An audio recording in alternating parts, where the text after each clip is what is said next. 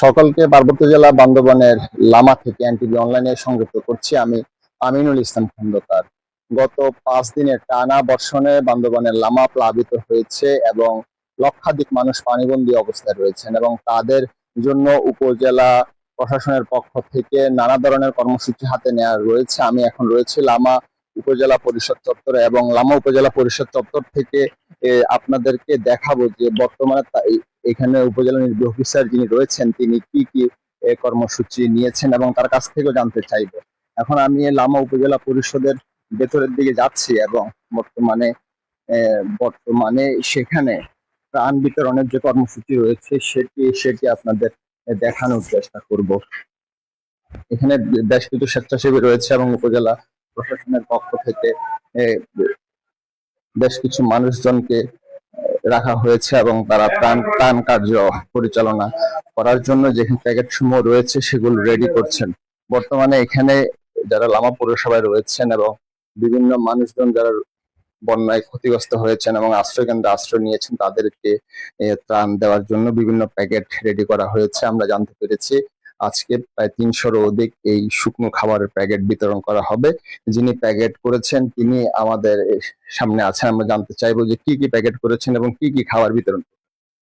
সকালবেলা 150 প্যাকেট করেছি এবং আমরা বিশুদ্ধ পানি দিলাম 1 লিটার, তারপর 1 প্যাকেট বিস্কিট, তারপর মোমবাতি, তারপর ফ্ল্যাশলাইট, তারপর বুট, তারপর চিরা আমরা।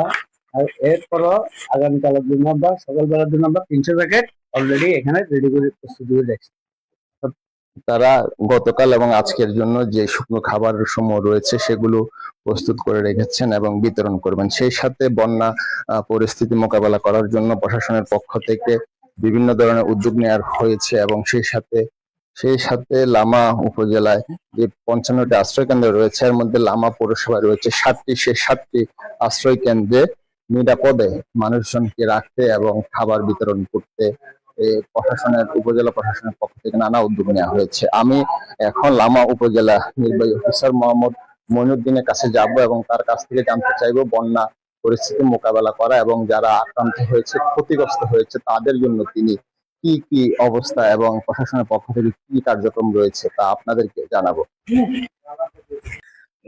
আপনি জানেন যে গত 3 দিন যাবৎ লামা মাতামুহুরী নদীর পানি বিপদ সীমার উপর দিয়ে প্রবাহিত হচ্ছে।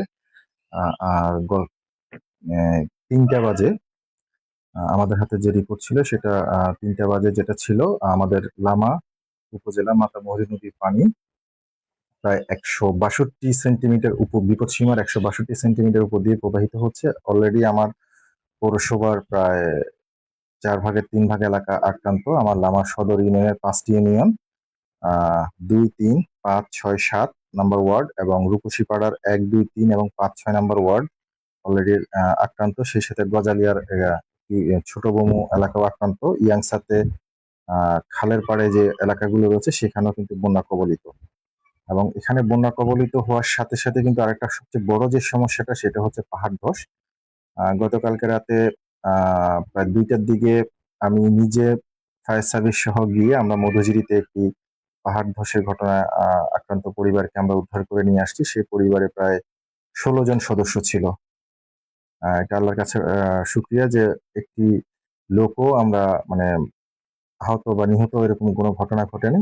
সুন্দরভাবে আমরা উদ্ধার করে নিয়ে এসেছি এবং গত 2 দিন যাবৎ আমি নিজেও পাহাড়ে বিভিন্ন সময় গিয়ে তাদেরকে বুঝিয়েছি যে ভাই আপনারা চলে আসেন, কারণ অর্থ সম্পদ চলে গেলে এটা আবার ফেরত পাওয়া যায় কিন্তু একটি জীবন চলে গেলে এটা কখনোই ফেরত পাওয়া যায় না।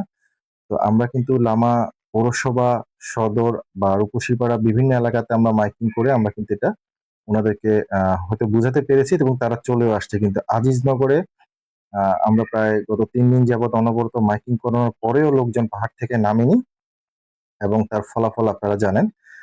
গতকালকে রাতে 3টা জায়গায় অলরেডি উত্তরপাড়া এবং মিশন পাড়া 2 জায়গায় পাহাড় ধস হয়েছে। উত্তরপাড়ায় আমাদের আজিজনগরের রানিং মহিলা মেম্বার ওনার পরিবার আক্রান্ত হয়েছিল এবং উনি অলরেডি এখনো সংক্রমুক্ত হন নাই। আশঙ্কাজনক অবস্থা ওনাকে চট্টগ্রাম মেডিকেল কলেজ হসপিটালে প্রেরণ করা হয়েছে। আর বাকি 2 জন সদস্য এখনো হসপিটালে অ্যাডমিটেড আছে। আর মিশন পাড়ায় যে 2টো ঘটনা ঘটেছে, একই ঘটনায় একই পরিবারের স্বামী স্ত্রী এবং সন্তান সহ 3 জন, আর অন্য একটি ঘটনায় আরো 2 জন নিহত হয়েছে। এবং চাম্বি যে উচ্চ বিদ্যালয় এবং কলেজ রয়েছে সেটিও প্রায় ঝুঁকির মুখে। 4 তলা বিল্ডিং তো যে কোনো মুহূর্তে পাহাড় ধসের কারণে পড়ে যেতে পারে। তো আমরা চেষ্টা করছি আমাদের মানে জানমালের যেন ক্ষতি না হয়, আমরা যেন সুস্থভাবে যেন মানুষগুলোকে সরিয়ে নিয়ে আসতে পারি। আর রাস্তাঘাট বাড়িঘর ভেঙে গেছে এটা কোনো সমস্যা নাই, এটা আমরা আবার করতে পারবো, কিন্তু আমি চাই আমাদের যেন কোনো জীবনহানি যেন না ঘটে। যে 5টা জীবন ঝরে গেছে এই 5টা জীবন আমরা চাইলে আর ফেরত আনতে পারবো না। তো এটা আমরা একটু জনগণকে বোঝানোর চেষ্টা করছি। আমরা চাই আপনাদের মাধ্যমে জনগণ যেন এটা জানুক, বুঝুক যে না, আমার জীবন হচ্ছে কোনো কিছু যেন মূল্যবান নাই। এটা যেন জনগণ বুঝতে পারে, যেন নিচ থেকে নিয়ে না আসে। আর যদি না নিয়ে আসে, আমি অলরেডি আজিজনগরের চেয়ারম্যান এবং ওখানকার যে পুলিশ ফাঁড়ি রয়েছে আমাদের, আমি তার ইনচার্জকে বলেছি যে ভাই, যদি কেউ আসতে না চায় জোর করে হলেও তাকে নিয়ে আসে। কারণ এখন আর আসলে আমরা মাইকিং করে বা বুঝিয়ে শুনিয়ে আসলে আর সময় নাই। তারা যদি না আসে এবার আমাদেরকে ফোর্স অ্যাপ্লাই করতে হবে। অলরেডি সেটা আমি বলে দিয়েছি।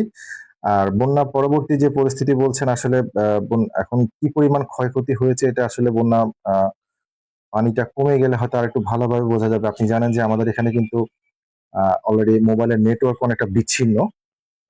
আমরা অনেক জায়গায় আসলে যোগাযোগও করতে পারছি না।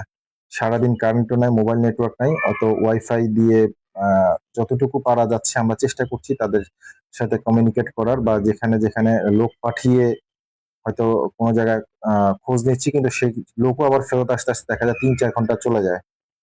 তারপর আমরা চেষ্টা করছি, আর ফাইনালি হয়তো বন্যা গেলে আমরা বুঝতে পারবো যে আমাদের ক্ষয়ক্ষতির পরিমাণ কিরকম হবে। আর ইতিমধ্যে আমাদের ডিসি অফিস থেকে আমরা 10 মেট্রিক টন চাল বরাদ্দ পেয়েছি এবং ডিসি স্যার অলরেডি 1 লক্ষ টাকা বরাদ্দ দিয়েছেন এবং স্যার বলেছেন যে হ্যাঁ, সামনে আরো বরাদ্দ দিবে, যেন কোনোভাবেই যেন আমার মানে বন্যার্ত যারা তারা যেন অনাহারে না থাকে। আমরা আজকে দিনের বেলা দুপুরে 1000 লোকের খাবারের আয়োজন করেছিল আমাদের, এবং রাতে অলরেডি আমাদের 1000 লোকের খাবারের তৈরি করা হয়ে গেছে এবং বিতরণ চলছে। তো আমরা গতকালকে থেকে আজকে পর্যন্ত 100 প্যাকেট শুকনা খাবার বিতরণ করেছি। ইতিমধ্যে আমার আরো 300 প্যাকেট খাবার রেডি হয়েছে। এটা হয়তো কালকে সকালে আমরা বিতরণ করে ফেলবো, এবং আরো 300 শুকনা খাবারের জন্য আমরা অর্ডার দিয়েছি। আর ইতিমধ্যে আমাদের ত্রাণ তহবিলে কিছু ঢিউটিন রয়েছে, কিছু কম্বল রয়েছে, আরো বিভিন্ন বরাদ্দ আসছে। আমরা চেষ্টা করব এই বন্যার যে ক্ষয়ক্ষতিটা সরকারের তরফ থেকে, সরকারের সীমিত সামর্থ্যের মধ্যে থেকে সর্বোত্তম ব্যবহারটা করে আমরা তাদেরকে আবার আগের হয়তো পূর্বের অবস্থানে পুরোপুরি ফেরত আনতে পারবো না, কিন্তু তাদের যেন কিছুটা সহায় হলেও যেন আমরা দাঁড়াতে পারি, আমরা সেই চেষ্টা করছি।